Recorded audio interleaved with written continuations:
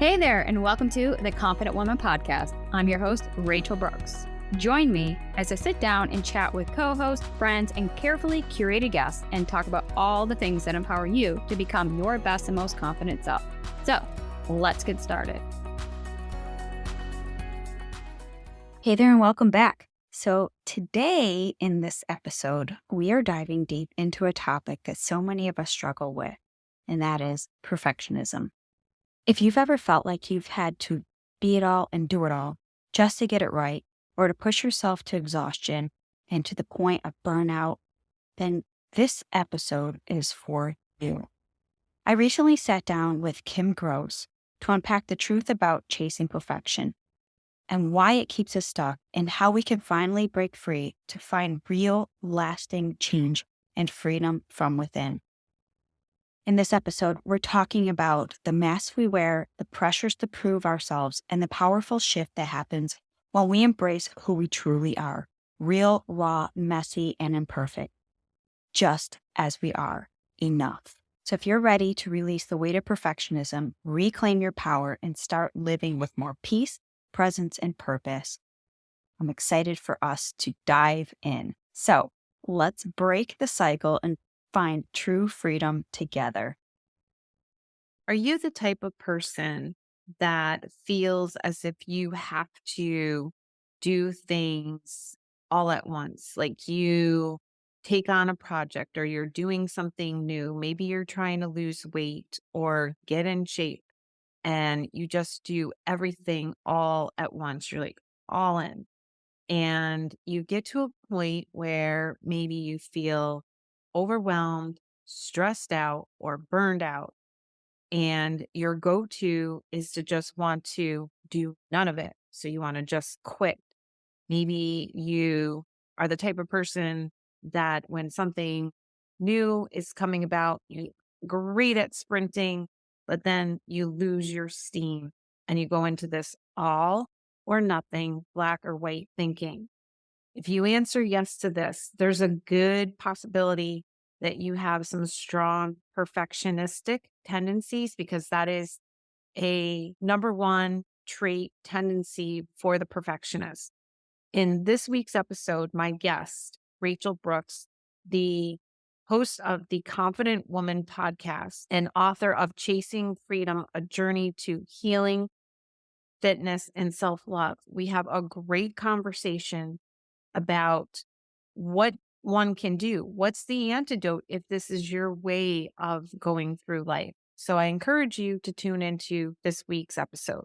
Rachel, as an author of Chasing Perfection, a journey to healing, fitness, and self love, as well as the host of the Confident Woman podcast, I would love to start by having you explain to me and the listeners, what is it that you mean when you say chasing perfection? Like one can draw an assumption or conclusion about it, but what does that mean to you? And tell us about how that maybe came about to write your book. Yes. Thank you, first of all, for having me. This is such an honor to be here and talk about all the things that I actually talk about in my book. So it's fun to unpack this and have those real, raw, honest conversations and a deep dive into what it is really when we chase perfection. And I think for me, chasing perfection and the title of that book is the illusion, right? That there's something greater and perfect and it's just so, right? So it's this constant chase, this hustle, this strive, this push for the unattainable, the illusion that if my life was just so perfect, then finally I could have rest. Finally, it'll be worth it. Finally, I will be enough. And it's this what we put out. So our output is inherent on our input. So that's how we, I guess, pretend to achieve that. And it's this false illusion. So that's why the story behind the chasing perfection is really me taking off the mask and laying it down. And so I think when we unpack the book in today's conversation, and not to give too much away, but it really does come down to taking off those masks and taking down our guard and stripping everything off and just being seen. But that's one of the scariest things out there. What if they judge me, right? Those are all those fears that we're going to talk about too. So when you're seen, there's so much of a risk because you don't know what's on that other side, how people are going to perceive you. Are they going to accept or reject you? Are they going to love you and embrace you? So there's a lot of vulnerability and transparency, which I feel is when we dive further into today's conversation, we'll realize how those become your superpowers and are able to let go of that chase so that you can really embrace who you are today. I love what you said because I can remember when I was a little girl, I would always pretend that I had magical powers. I pretended that I was either I Dream a Genie. I don't know if you remember that Yep. show, I Dream a Genie. And I could just blink my eyes or take my magic wand and I could just make everything perfect, everything just so in my life. And the reason that I often wanted to do that is because a lot of my childhood wasn't perfect. There was a lot of turmoil. And because our brains are wired to move away from pain and toward pleasure, I would go into this fantasy place in my head that if I could just wave my wand and make everything perfect, then I could just breathe. Then Mhm. I could just relax. Then my life would be enough and I would be enough. But I also love what you're saying too is that because we are often afraid to be our true selves, who we came in this world to be, that we start to put on the mask. We start to wear the mask of perfection and we start to portray this illusion that we have it all together. We have our shit together, that we're uber competent, over functioning, overachieving, all to avoid that rejection, all to avoid that abandonment. And I know that you mentioned that you're a recovering perfectionist. So, what is your story in terms of what it was like for you, why you were wearing that perfection mask, and then how you started to lay it down, as you said? Yeah, so I think for me, it goes back to childhood again, and a lot of the things that we carry through our adult life are things that we haven't addressed or unpacked from our childhood. And I found myself at this rock bottom several years back, and I just had to really ask myself, like, how did I get here? This is not the life that I worked my butt off for, the life that I had imagined. And when the expectation doesn't meet the outcome, there's a big disconnect and you start to question not just about the processes or the stories or the narratives that got you there, but you start questioning yourself. Who am I? How would I have gotten here if I was doing everything was doing everything so perfectly? Why am I at rock bottom? And it wasn't about trying to outthink my way to the top to climb back out, but it was about this time trying something different, and I had to turn inward and start asking myself those questions. Who am I? What's holding me back? Why? Like, why am I here? Not just here at the rock bottom of the pit. Why am I here on this earth? Like, this can't be my story. And so there was a lot of that inward reflection. And the one thing that I think that was different prior to me landing at the bottom was personal accountability and personal responsibility. So I had to take inventory of all that had happened that led me there. And it goes back to that childhood. So with childhood, there's a lot of, for me, I experienced a lot of shame, a lot of growing up differently. I was the only girl in my family, only girl, like even in my cousins and extended family. So I was just felt like an outsider. Nobody really knew what to do with a girl. How do I act girly? How do I do girly things? Do I have playmates? Do I have friends? Like it was just, I always felt like an outsider and misunderstood and disconnected as well. So for me, I was just very observant. I was that quiet person that would observe and would look at others and say, if I can make them laugh, then I'll be accepted. Or if I could clean up after somebody, I could be helpful. Or if I could do this, then that. It was always an if, then that. And that turned into years and years of people pleasing. And the irony is that when I sat down to write my book, which begrudgingly resisted and said, I am not writing a book, like you got the wrong person. This is not where I'm at. And this is God call somebody else, like wrong person. And But as I was sitting down to write this book, I didn't realize even the terms of a perfectionist, a people pleaser. I'd seen it. Oh, that's for somebody else. It wasn't a label or a title I took on until I was actually unpacking my life and I realized, ooh, that's me. I'm doing just that. I had done just that. So, how can I do something different that doesn't ruffle the feathers too much where I'm outcasted, but also how can I reclaim some of that power? And a lot of this, again, comes well after the transformation in my life because obviously, when you're at rock bottom, you don't think about these things. Your story is hindsight, your awareness is hindsight. You're like, "Oh, okay." And so I had to take all these pieces and sew them together and saw the through line that traced all the way back to my childhood and how I had been carrying these labels and these identities and these roles with me throughout decades of my life. And that was where the real growth and transformation had happened in my life. But then the book came about a couple years afterwards. Did you have a pivotal or defining moment that was your awakening, or was it a gradual unfolding? No, there was it was a gradual unfolding until life just uprooted and some catastrophic, unexpected loss of my brother. So he was my middle brother. And so when I'd lost him, I just hit bottom because I was just like, the awareness of the fragility of life. And could this really be my life? Why am I living like this? And to know that his passing, there's got to be something good that comes out of it.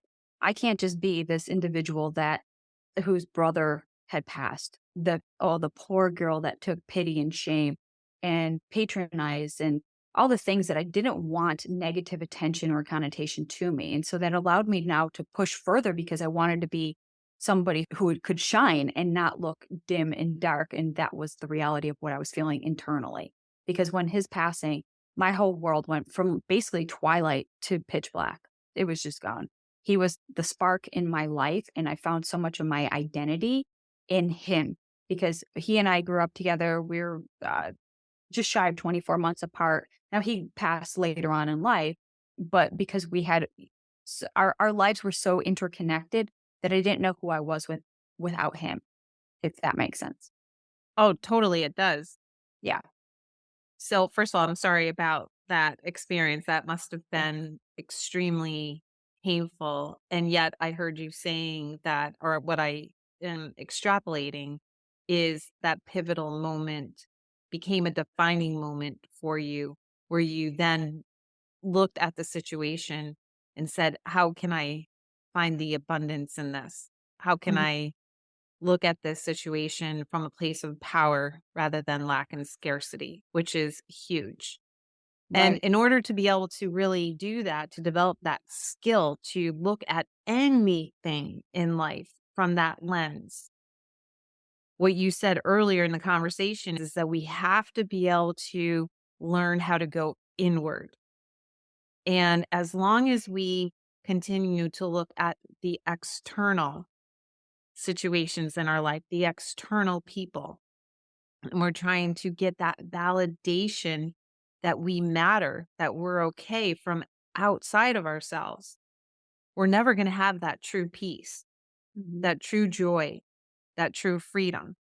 So, and thus you talk about chasing that perfection, which is an irony because you can't ever have perfection, and we don't want to be chasing it anyway because it's out there.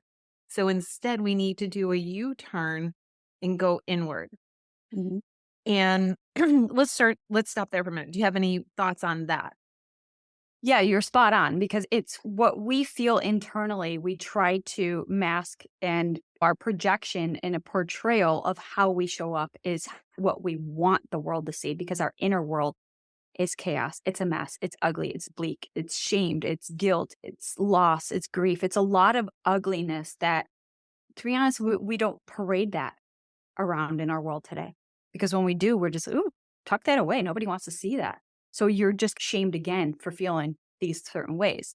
One of the things that I've recognized in my own journey is that when I'm true to myself, that there is nothing that anyone can say or do that I haven't already said or done to myself.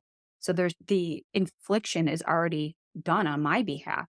And so we'll unpack that it throughout the conversation about like how, because those are some of the tips and strategies that I want to leave your listeners with. But it's pretty cool because now you get to reclaim that power. But had I not had that pivotal moment in my life, things would have gone differently because we tend to be sleepwalkers, right? We just autopilot. We're just doing our things and we don't realize what impact and the gravity of our actions and our thoughts, our words and our beliefs are not only affecting us, but those that we encounter. And we wonder, why aren't I loved? Why am I being rejected? I just want to be accepted. I want to belong. I want to connect. I want all these things, right? But what are we doing internally to do that for ourselves? And so that was the basically like holding a mirror to myself. And I was like, ooh, yeah. If I want to be loved, am I loving myself? If I want to be Yeah. accepted, am I accepting myself? And the answer on all those questions I was asking myself was no. And that's where I had to do the work. That's where I it began. I love that. And so let's put a pause there and let's deconstruct that for a moment because you did talk earlier too in the beginning about how you mentioned about taking personal responsibility. And that is part of taking personal responsibility is to recognize that we can no longer point the finger and blame our Mhm. parents, our partner, our boss, our coworker, or whoever, or this one that, you know, victimized me when I was 8 or this. At this point in time, the only one who can change anything is ourselves. We can't control people, places, and things. We only have control over what we do. So if we are unhappy, if we have relationships that are not fulfilling, they're not meaningful, if we don't have the life that we desire, the only one who can make that change is us. And so to be able to take that personal responsibility and then to add in what you said is to start with us. Turn the mirror. If you think your spouse or husband is being mean, judgmental, critical, whatever, as you said, are you being that way with yourself? Are you criticizing yourself? What is your inner critic like? Are you Mhm. accepting yourself or are you constantly berating yourself? So being able to take personal responsibility is, in my opinion, and I think you would agree, is very key to transforming and shifting our lives. Yeah, absolutely. Yeah, Yes, that was a big awakening because it's not to minimize or mitigate what was done to you. absolutely But things not. happen when you're like 8 years old. There's nothing you Yes, can do. You're a small child. But how long do we have to carry that around when we are grown adults that have the power yes, to make choices and we can make a decision from that point on to choose something differently? And I had to unpack a lot of that stuff because that's what I was carrying around because I allowed that to be the limitations of my story. I allowed that to be part of my identity. And so when I'm aligning my identity with my beliefs and my stories, what happens? Every single action that I do is to align with that because that's the identity. So I had to, at that bottom is where I had to strip everything and say, well, who is Rachel today at this rock bottom? Not how she got here. Yes, that's important. We'll figure it out. But I'm not the same person that 20, 30 years ago that started to here because I have to be somebody different to climb out of this pit. yeah. I So call who it am I a, today? I usually, for myself, I called it a deep, dark abyss Yeah, from I which I just call thought I that would shit never, pit. I should, yeah, It's messy, it's ugly, yeah, and it stinks because we're carrying around so much so garbage. much.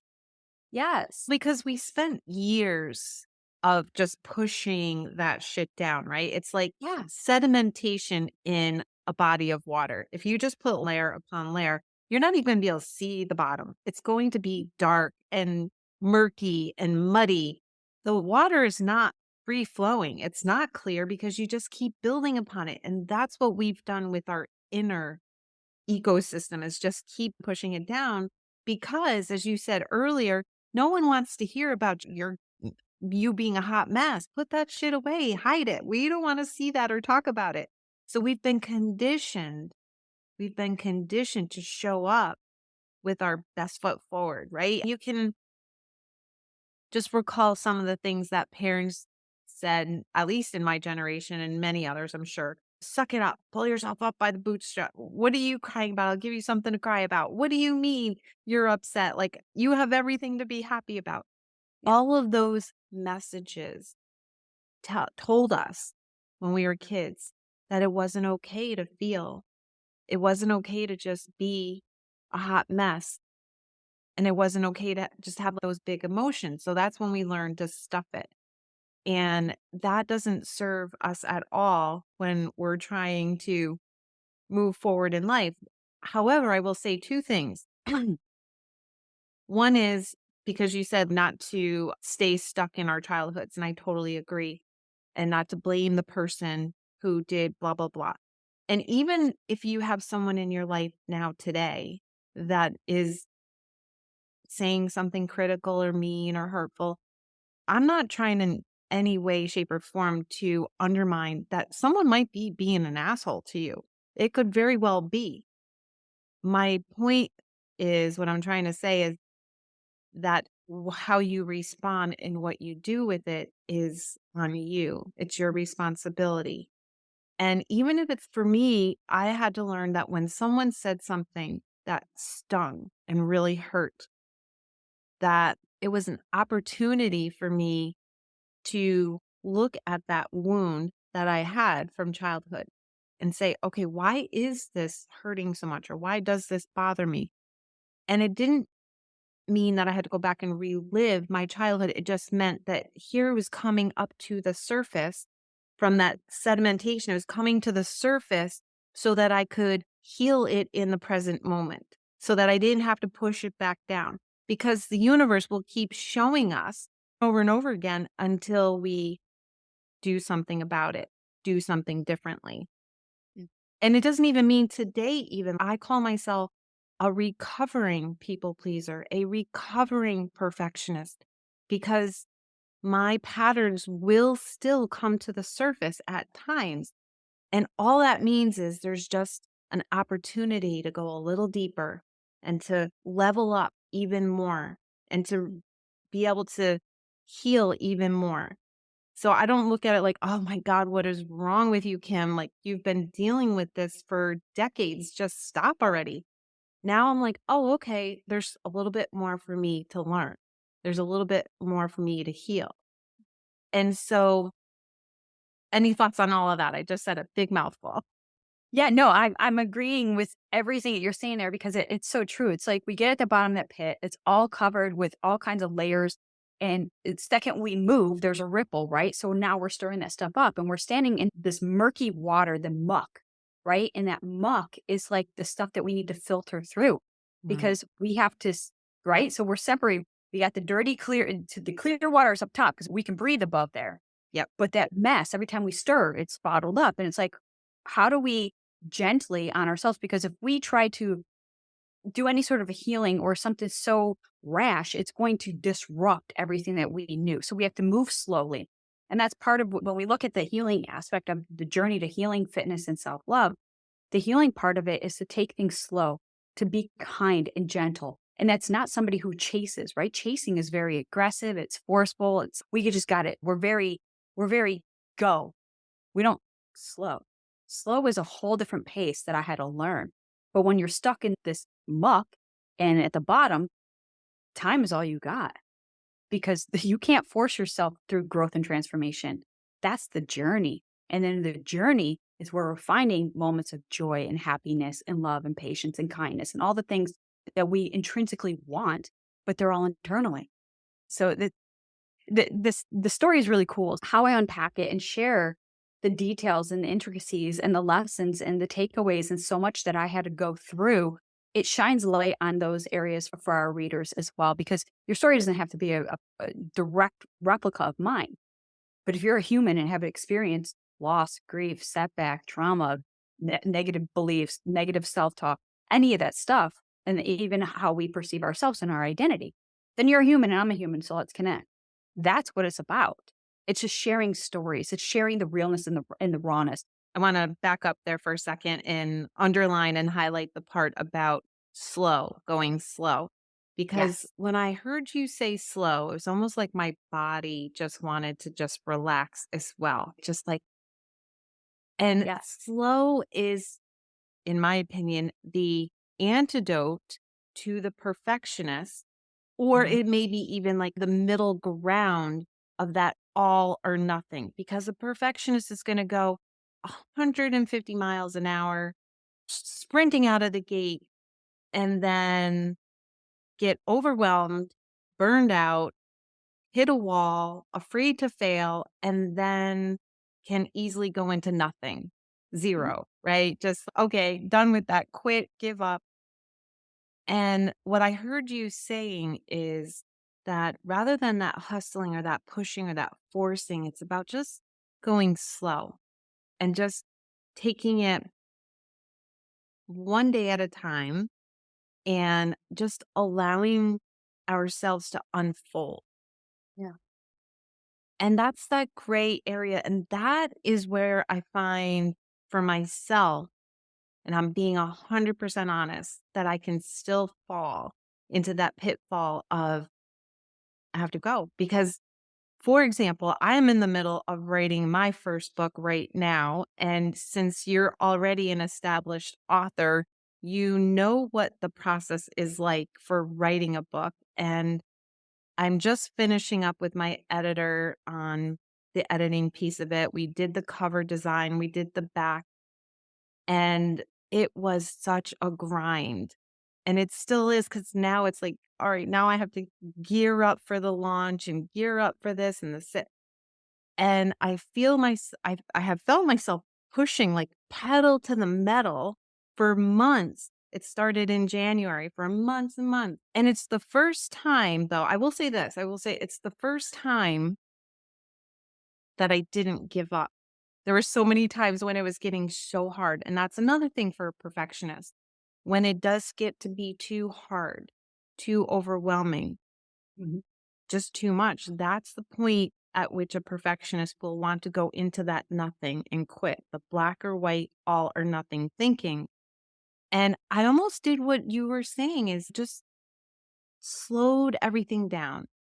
And I just had this little voice in my head, which was my intuition, just saying, Kim, it's going to be all right. Just stay the course. Every time I ran into a wall or a block in the process of writing the book, I wanted to give up, but I didn't. I just stayed the course and just slowed down. And so now it's like almost done. So I want to say I have to give myself credit there, but what I started to say, not a but. And I just think I wanted to point out for the listeners that it can still be a challenge to fall into the old way of being. What we're really underlining here is this all or nothing thinking. Yes.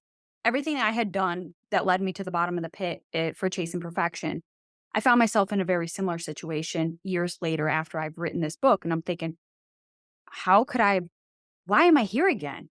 I'm just Mm. in a whole different chapter of it. And I had to take inventory of my life again and say, this is how I got to where I am at today.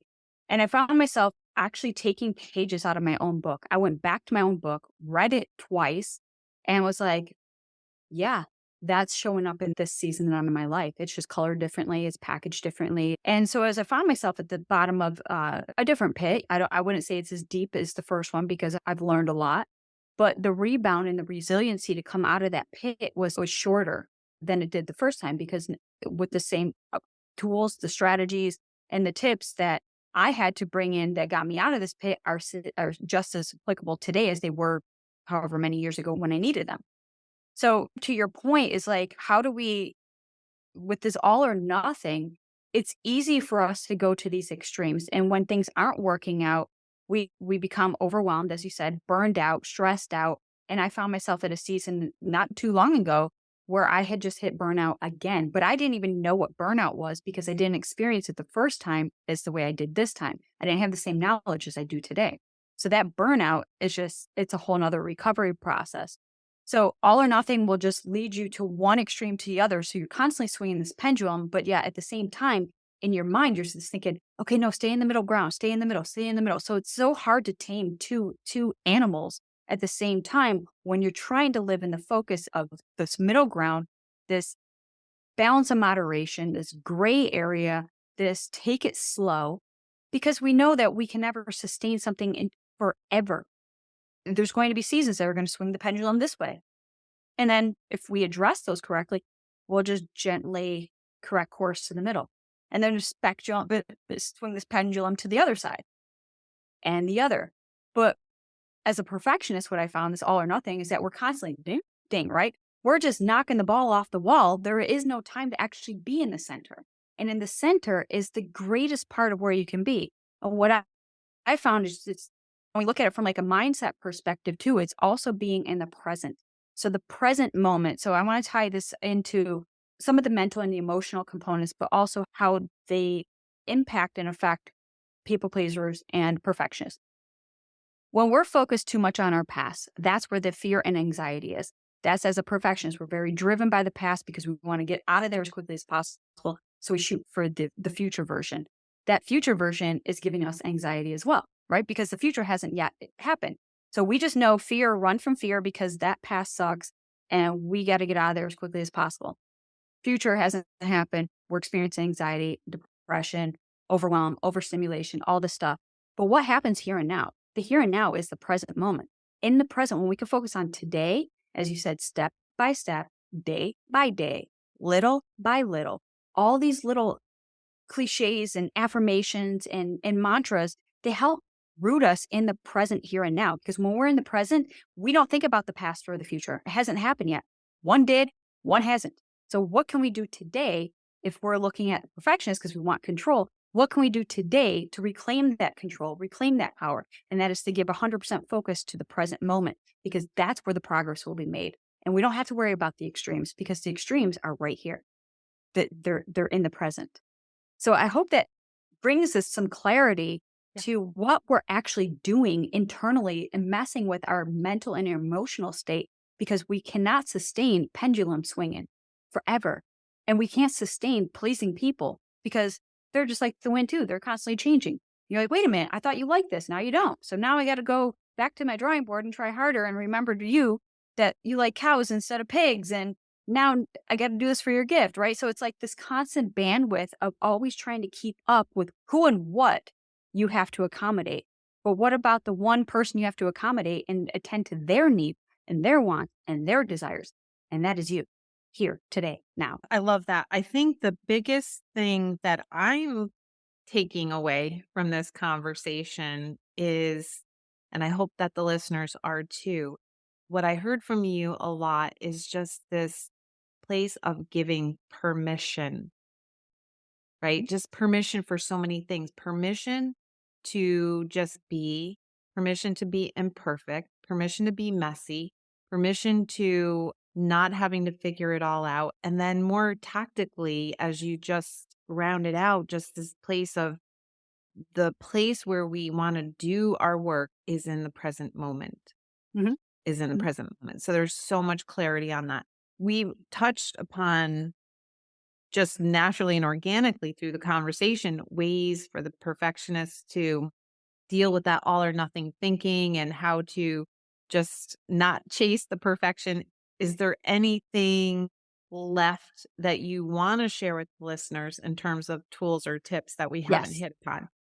Yes. I want to go back for a moment about being in the power of the presence because in the power of the presence is what we're actually shooting for as a perfectionist, right? So if we could achieve those things, then we could find what we both said it at the beginning. We just wanted to find peace. We wanted to find this rest, right? So all of that is in there. That's the gift of being present because in the present is just peace because we've done what we can today.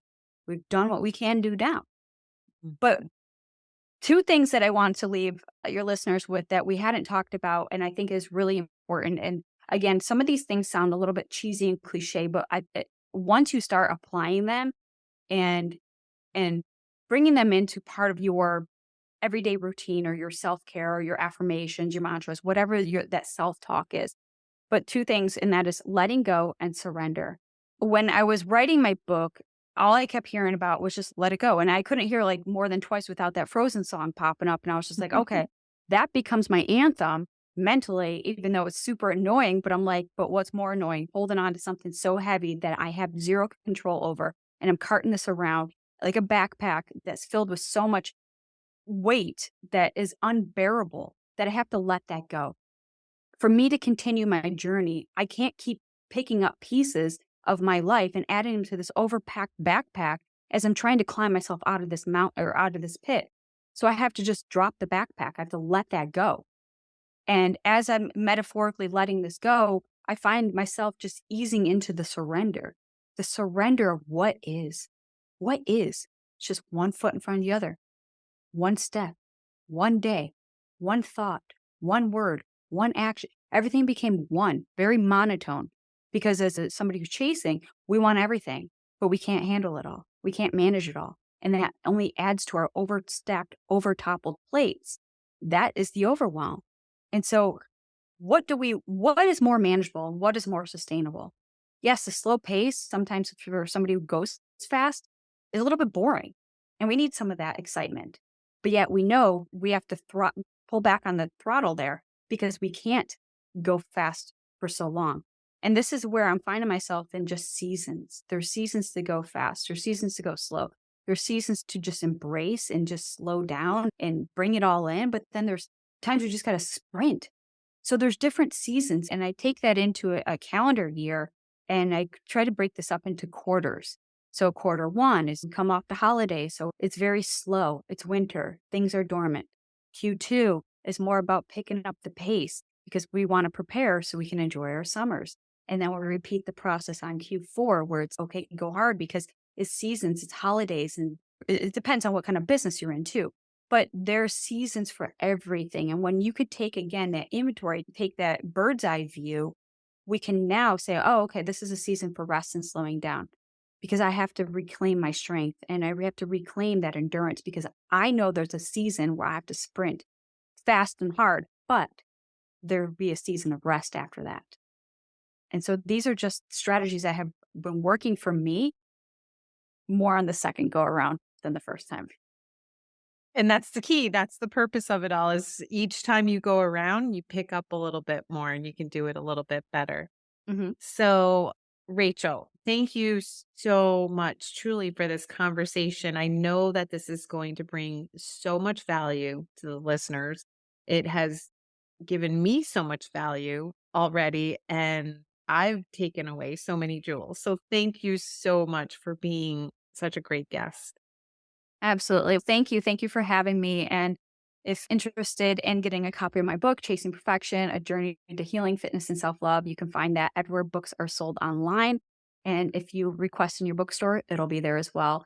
And also give me a follow on all my social media is I am Rachel Brooks and my website is iamrachelbrooks.com. So I hope this episode resonates and I'd love to connect with you guys. So thank you. Hey there. Thank you so much for joining me on today's episode of the Confident Woman podcast. If you enjoyed today's episode as much as I did, please be sure to like, subscribe, and leave us a review. Thanks again for listening.